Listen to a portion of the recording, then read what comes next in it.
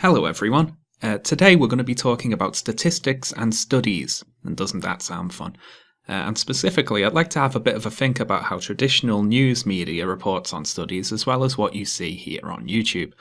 And our lab rat who's going to be helping us out today is YouTuber Black Pigeon Speaks. And why him? Well, in my opinion, Black Pigeon Speaks is consistently among the most shameless in his misuse of sources and statistics. And the video I'm going to feature here, Something is Rotten in the State Denmark, is particularly bad for it. So then, this video. Well, first of all, I'd like to apologise to Denmark on behalf of my fellow countryman, William Shakespeare, for how often I imagine they have to hear that sentence. It must be terrifically annoying. I imagine scarcely anything can happen in Denmark without some chump quoting that line. But anyway, what is this video about? Well, it doesn't really matter, to be honest. It's just another in Black Pigeon Speaks' long line of anti-immigrant videos where he explains how if you let a single non-white person into your country, it turns into Mordor or something. Today's country is Denmark, but he's made similar videos proclaiming the imminent downfall of Sweden, the UK, Germany, the United States, etc. You know, the same old rubbish. What I am interested in this video are the statistics and sources that Black Pigeon cites at the start of the video. And let's take a look at that. We need immigration, or our countries will fall. Immigrants pay more in taxes than they take out. We need immigration to shore up our pension systems. And what's more, vibrant, mass, non-Western immigration is culturally enriching and must continue indefinitely. These are the arguments that are consistently and without fail used by academia, the controlled media, and the political class to justify mass, uncontrolled demographic replacement.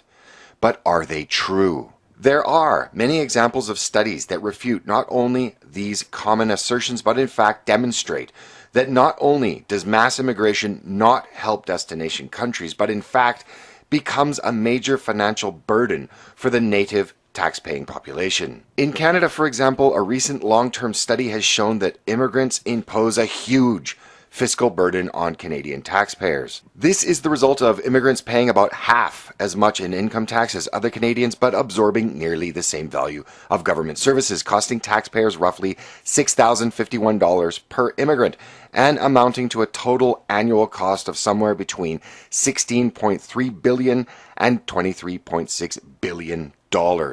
These findings are also mirrored in the US, where an authoritative study by the National Academies of Science, Engineering, and Medicine found that immigration drains the government, sapping as much as $296 billion a year from the federal, state, and local taxpayers while depressing wages, at least in the short run. The data shows that immigrants take more in benefits than they pay in taxes. Although immigrants do boost the size of the economy, the gains are heavily skewed toward the immigrants themselves and to wealthy investors, not to native-born workers who end up competing with the new arrivals. The same can be said in the UK, where a recent report concluded that migrants contributed much less in taxes than they used in government services, and like in Canada and the US, immigrants on the whole are a negative drain upon the countries they enter. The crippling £17 billion annual shortfall in the UK is pretty much replicated in every country that is targeted with mass immigration. The problem with these studies is that regardless of being nonpartisan, regardless of being bulletproof in terms of statistics and conclusions, there will always be those on the left that want to continue to import new dependent voter blocks, and those on the right that want to import a more malleable and cheaper workforce that drives down wages, that somehow the numbers are being skewed. So Black Pigeon rattles off a few pro-immigrant arguments and then says they're invalid because they're refuted by the stats. And he cites 3 studies which are supposedly non-partisan and statistically bulletproof. Those studies being, in America, the economic and fiscal consequences of immigration by the National Academies of Sciences, Engineering and Medicine. In Canada, Immigration and the Canadian Welfare State 2011 by the Fraser Institute. And in the UK, the fiscal effects of immigration to the UK 2014-15 by the very non-partisan Migration Watch UK. So let's take a look at these 3 papers and test out just how statistically bulletproof they are. And we'll do the most fun one first, which is the American one, because why not? Now, I like this one the most because in his introduction there, Black Pigeon railed against the supposed pro-immigrant narrative of Western governments, academia, and, quote, controlled media. But then to counter that narrative, he cites a Washington Times article talking about an academic research paper put out by the national academies. So if the press, government, and academics want to push a pro-immigrant message, they seemingly shot themselves in the foot this time. Or have they? You see, the other fun thing here is that Black Pigeon shows the results of this study via a stupid headline on a biased conservative news website. Now, we're not going to do that. We're going to cut out the middleman and go right to the source and read the press release that the authors of the report put out alongside it. And I'm going to read the whole summary of this report's conclusions here just so you can be sure I'm not missing anything out. Among the report's key findings and conclusions. When measured over a period of 10 years or more, the impact of immigration on the wages of native-born workers overall is very small. To the extent that negative impacts occur, they are most likely to be found for prior immigrants or native-born workers who have not completed high school, who are often the closest substitutes for immigrant workers with low skills. There is little evidence that immigration significantly affects the overall employment levels of native-born workers. As with wage impacts, there is some evidence that recent immigrants reduce the employment rate of prior immigrants. In addition, recent research finds that immigration reduces the numbers of hours worked by native teens, but not their employment levels. Some evidence on inflow of skilled immigrants suggests that there may be positive wage effects for some subgroups of native-born workers and other benefits to the economy more broadly. Immigration has an overall positive impact on long-run economic growth in the US. In terms of fiscal impacts, first-generation immigrants are more costly to governments, mainly at the state and local levels, than are the native-born, in large part due to the costs of educating their children. However, as adults, the children of immigrants, the second generation, are among the strongest economic and fiscal contributors in the US population, contributing more in taxes than either their parents or the rest of the native-born population. Over the long term, the impacts of immigrants on government budgets are generally positive at the federal level but remain negative at the state and local level, but these generalizations are subject to a number of important assumptions. Immigration's fiscal effects vary tremendously across states. I'm done.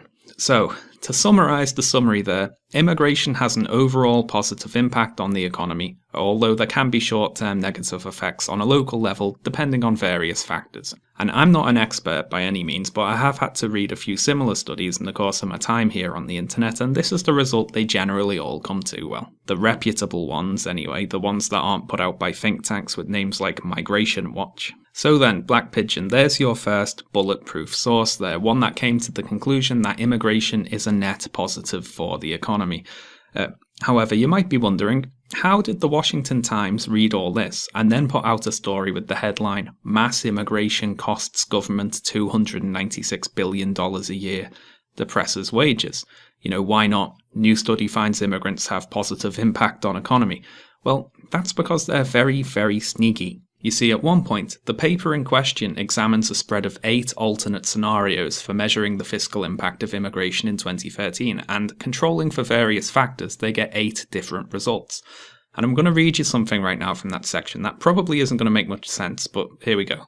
Most, but not all, of the increase in the fiscal ratio for the first-generation group is linked to the change in the public goods assumption that results in vastly reduced federal spending on this group, from an estimate of $9,000 per individual in Scenario 1 down to $6,000 in Scenario 5, a reduction that raises the ratio of receipts to outlays from 0.7 to 1.1. Now, to translate, depending on how you measure the impact of immigration, you can wind up with different results, and in the best case scenarios, immigrants pay more to the federal government than they receive back, and in the worst case scenarios, the opposite is true. So, a question, where do you imagine the Washington Times got this figure from?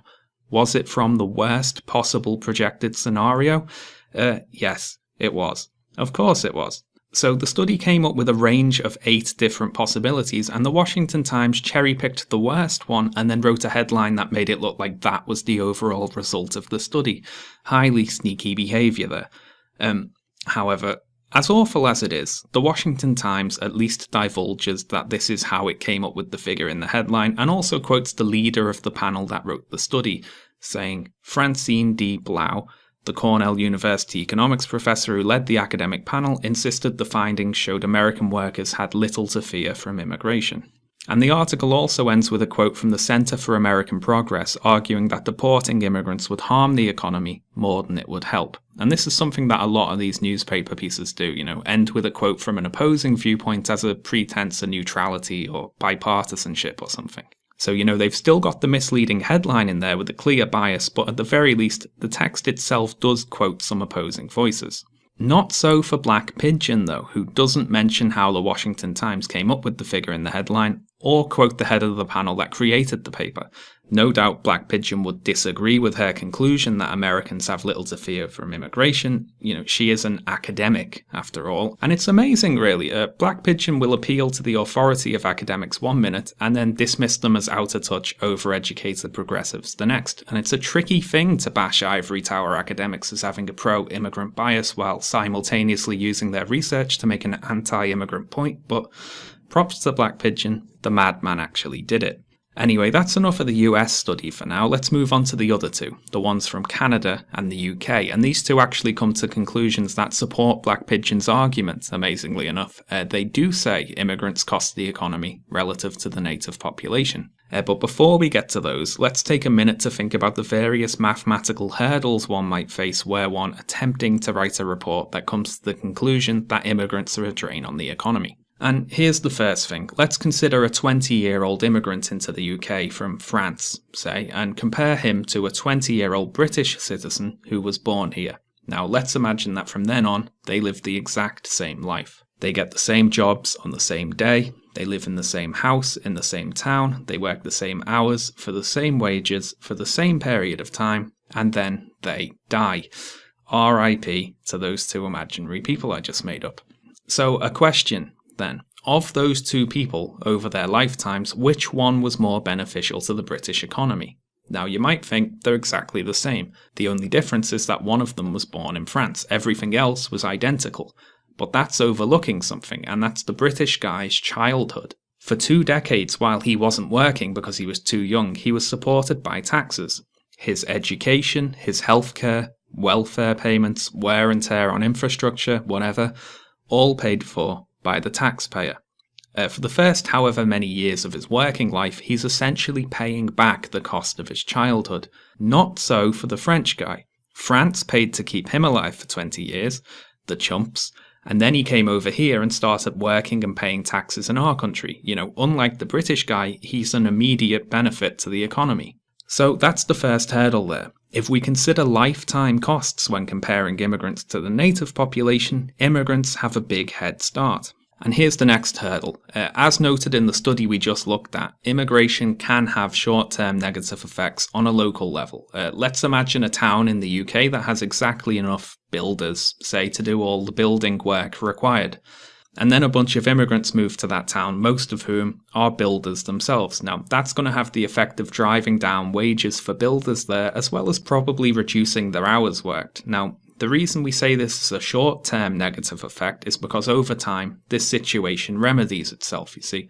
All of those extra immigrant builders need clothes, food, housing, entertainment, transportation, etc., and the increased demand for all of those things leads to those areas expanding and taking on more people. So for every job an immigrant takes, they create a job by way of their increasing the demand for various goods and services. So we come to the hurdle. If considered over a long enough period of time, any localized short-term negative effects of immigration average out and disappear.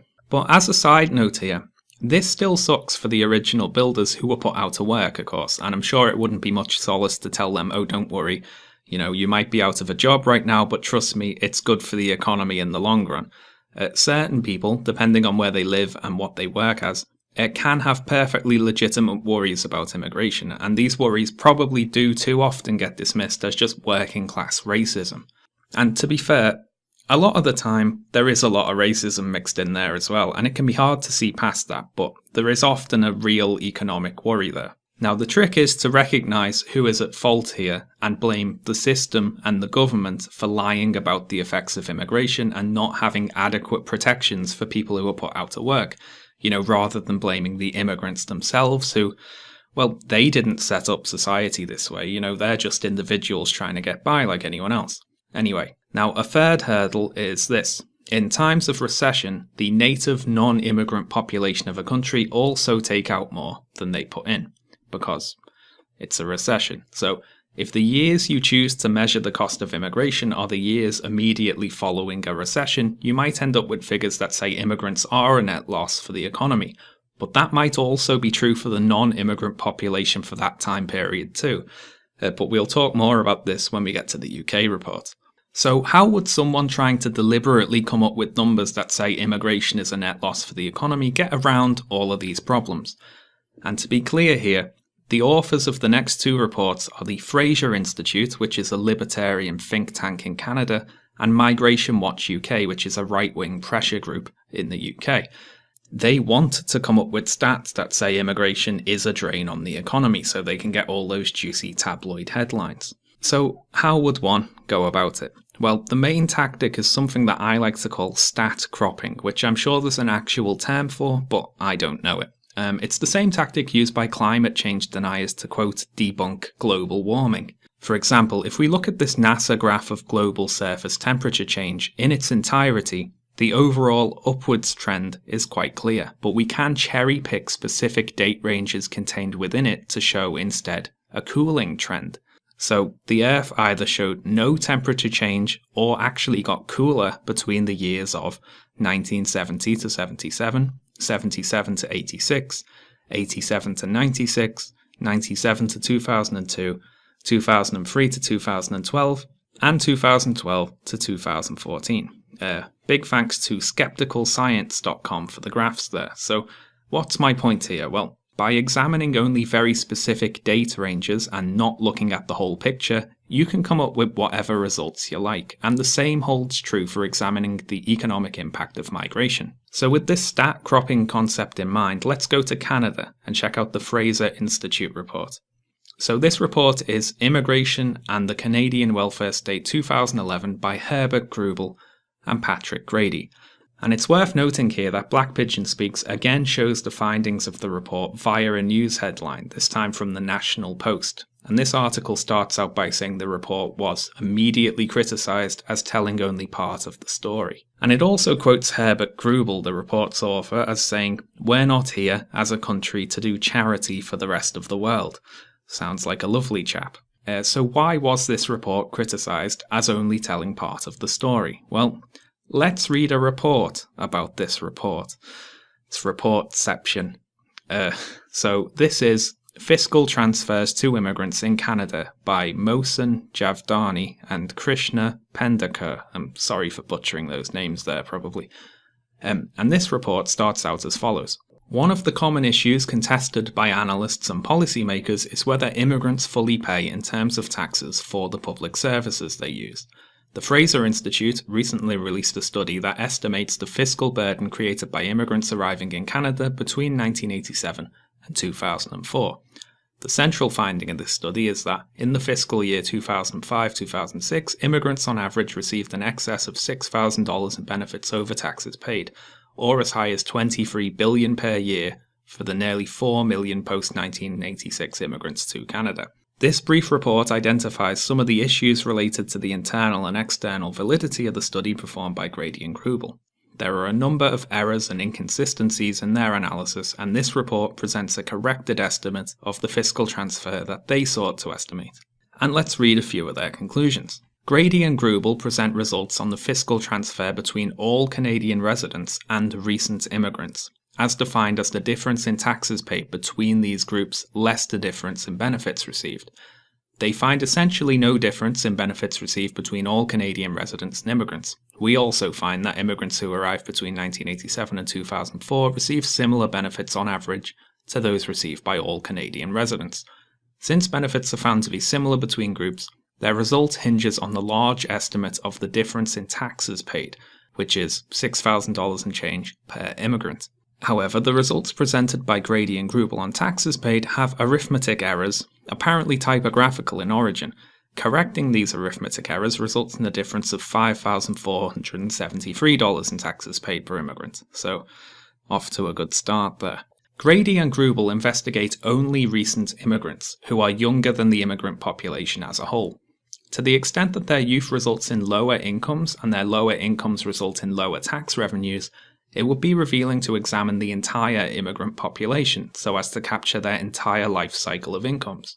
If one investigates the taxes paid by immigrants who entered Canada between 1970 and 2004, instead of between 1987 and 2004, we see a difference of $2,470 per immigrant. We also find that immigrants who entered Canada between 1970 and 2004 receive an average of $345 less in benefits than do all Canadian residents. And here's why I mentioned stat cropping earlier. The authors are only considering recent immigrants who are generally younger and poorer and therefore pay less tax. When you consider the whole immigrant population, as this report does, you get a very different number. But that isn't Grady and Grubel's only trick with the numbers there. The next one is particularly shocking. We also argue that comparing the taxes paid by immigrants to those of all Canadian residents and computing a fiscal transfer is somewhat misleading because the group of all Canadian residents includes immigrants. Therefore, it's not a transfer from one group to another. Apart from the Canadian-born residents and immigrants who entered Canada between 1987 and 2004, the sample of all Canadian residents also includes non-immigrant residents, immigrants who entered Canada before 1987, and immigrants who entered Canada in 2005.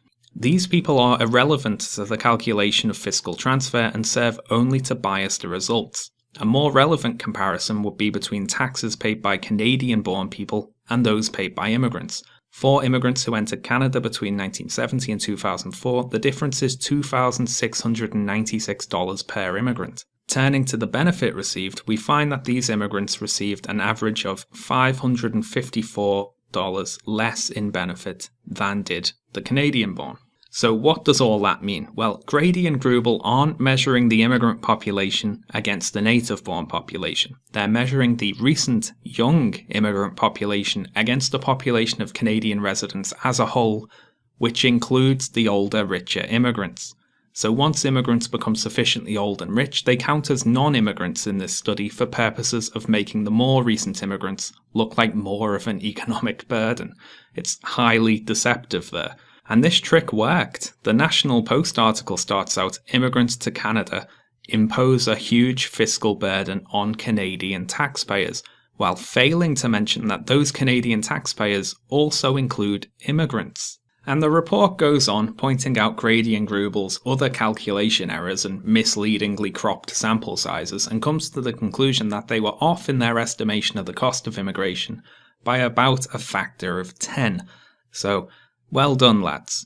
And it's worth noting here that this report by Javdani and Pendaker got significantly less exposure in the press than did the original report by Grady and Grubel, which, of course, was the point. Once they've got the headline, they've won, basically. It doesn't matter how hard they had to spin the numbers to get there. So there's your second bulletproof source, Black Pigeon, the one with the mathematical errors that reclassifies richer immigrants as non-immigrants and has since been torn apart.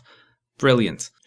Now let's go to the UK and check out the Migration Watch report, and let's play a game with this one that I'm going to call Reverse Telephone. So this headline featured in Black Pigeon's video, "Bombshell Report, Mass Immigration is Costing Britain $17 billion each year," comes from the Express website reporting on a Migration Watch UK press release about a study they wrote, "The Fiscal Effects of Immigration to the UK 2014-15, which opens, "This paper extends the original research by Christian Dustman and Tommaso Frattini, Dustman and Frattini 2014, on the fiscal impact of immigration to the UK in individual years from 1995 to 2011 by applying the same methodological principles to the most recent year for which equivalent data is available, fiscal 2014-15.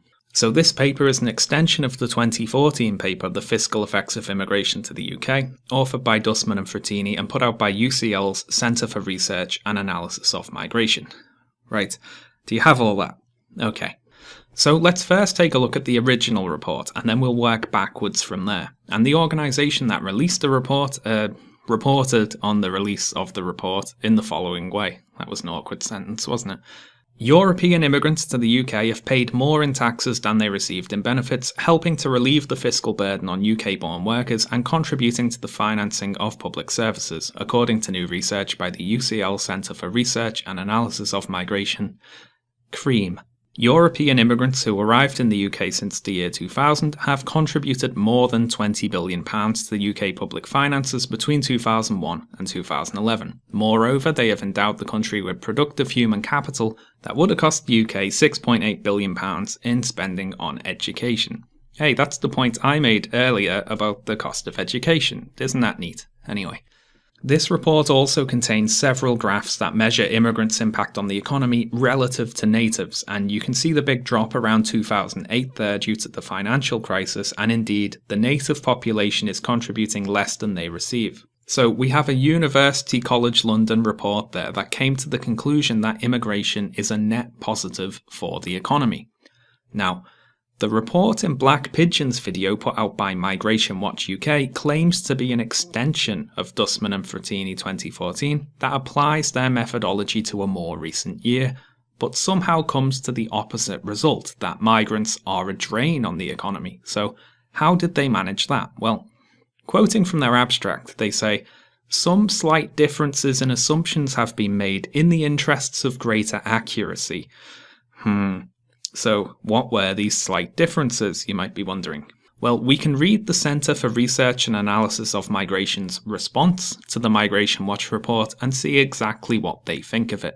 Migration Watch has extended our analysis of the fiscal impact of immigration to the UK to fiscal year 2014, a year for which the data were not available when we wrote our paper. However, while they claim to replicate our analysis in most points, they only consider that specific year, rather than computing the cumulative fiscal contributions of all immigrants who arrived since the year 2000, as we did. What Migration Watch did was just choose 1 year only, 2014. This tells us the rate at which the cumulated contribution of immigrants is growing in 2014 only. This is certainly a less interesting question than the one we posed. For that particular year, they show that EEA immigrants who arrived since the year 2000 make a roughly neutral net contribution. It would remain true that the cumulative contribution over the last 15 years must be positive. It should also be noted that the net fiscal contribution of EEA immigrants, even for that 1 year, is still higher than that of natives. In fact, Migration Watch estimates that in 2014 natives contribute to the exchequer about 85% of what they cost, thus making a substantial negative fiscal contribution. A couple of additional points are worth noting. The central scenario analysed by Migration Watch is one where recent immigrants are assumed to make no contribution to corporate taxes. However, as we discussed in our study, the allocation of corporate taxes and business rates raises complicated questions of incidence. The fact that businesses write the checks does not mean that the burdens do not ultimately fall on consumers or workers. In fact, there is a literature in economics that suggests it is workers and consumers who ultimately pay the major share of such taxes, if not all. Our analysis was taking no stance on this debate, apportioning capital and corporate tax payments net of the percentage likely to be paid by foreign shareholders on a per capita basis among the adult population. When Migration Watch adopts this assumption, which we believe is more realistic and grounded in economic evidence, they find that recent EEA immigrants have made an overall fiscal contribution of £1.5 million in 2014. So, what did we just learn there? Well, firstly, Migration Watch aped the methodology of a study that was designed to measure the impact of immigration over the decade since the year 2000 and applied it to study just 1 year in particular. And this is, strictly academically speaking, very silly. Next, they worked from the assumption that immigrants do not contribute to corporation tax at all. And it turns out when you make the assumption that immigrants don't pay taxes, it skews the numbers somewhat. Some slight differences in assumptions have been made, indeed. This one is just sad, to be honest. Migration Watch UK is trying to ride the coattails of an actual legitimate academic paper by twisting its methodology and making heavily biased assumptions in order to come to the opposite conclusion. It's the old appeal to authority while rejecting that authority's conclusions game again. The Migration Watch report doesn't even have a listed author. It's embarrassing, frankly. So there's your third bulletproof source, Black Pigeon, the pressure group study without an author that makes the small assumption that immigrants don't pay any taxes. But hey, they got the headline, and that's all that counts really, isn't it? So have you noticed the pattern here? The studies released by government or university academic researchers come to the conclusion that migration is generally positive for the economy. Studies released by right-wing think tanks and pressure groups, on the other hand, come to the conclusion that migration is negative for the economy, but only by deliberately selecting certain date ranges and particular immigrant demographics that allow them to come to that conclusion. And I'd like to ask, can we not reverse the logic of Black Pigeon Speaks' introduction to his video? He says these bulletproof sources prove pro-immigration arguments wrong, but far from being bulletproof, these sources are actually riddled with bullet holes, they're rubbish. So can we therefore conclude that the pro-immigration arguments check out? Yes. Yes, we can. Thanks a lot for watching, everyone. This video wasn't about ancient Rome. I'm sorry. I promised my next video was going to be about Rome, but that one was taken a while, you see, so what I did was I made this one instead. Expect the Rome video in the next few weeks, probably. Thanks, as always, to all my supporters over on Patreon. I couldn't keep making these videos without your support, and I am incredibly grateful, and genuinely thank you all. And for anyone else, if you'd like to help support more videos like this, head over to Patreon and send me $1 or $2. The link will be in the description there. Also, follow me on Twitter and all that jazz, if you like. Right, thanks a lot everyone. See you next time.